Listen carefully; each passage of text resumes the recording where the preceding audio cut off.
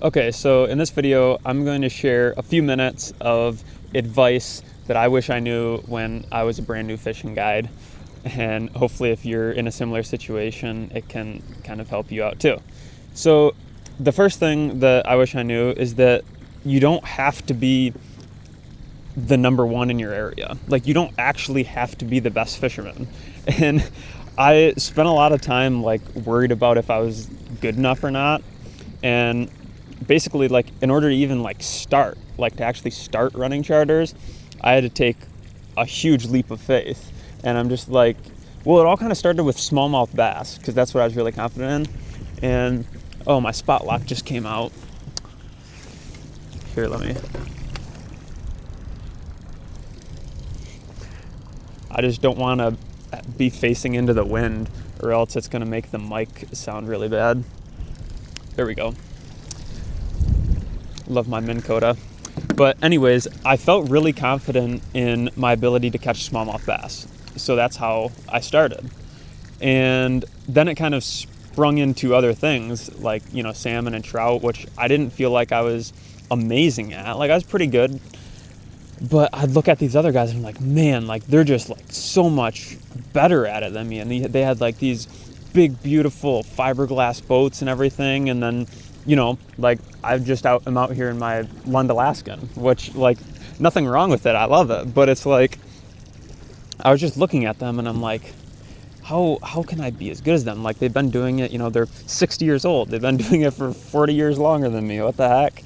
And at the end of the day, like I just kind of realized after I started taking people out and doing it that like you don't have to be the best.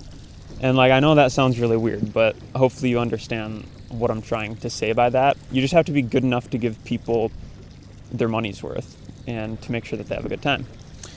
And the second thing is to question the standards.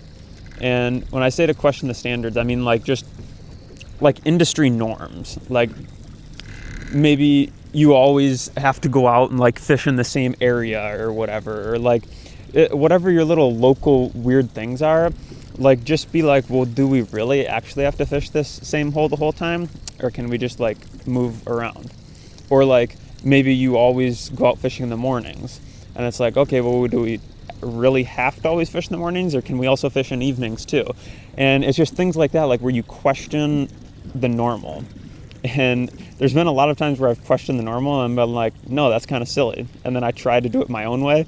And sometimes it ends up working out badly. And then I go back to the typical way because sometimes the typical way works the best. But then sometimes I stumble on this weird little thing that I'm like, oh, wow, like this is how everyone else does it, but it doesn't actually need to be done that way.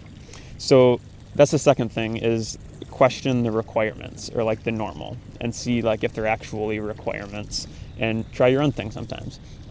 And now the third thing that I would say would be like trying to put it into like a term that's easy to understand. It's like, well, I guess it's your equipment, and it kind of relates to number one a little bit, and like wondering if you like have enough.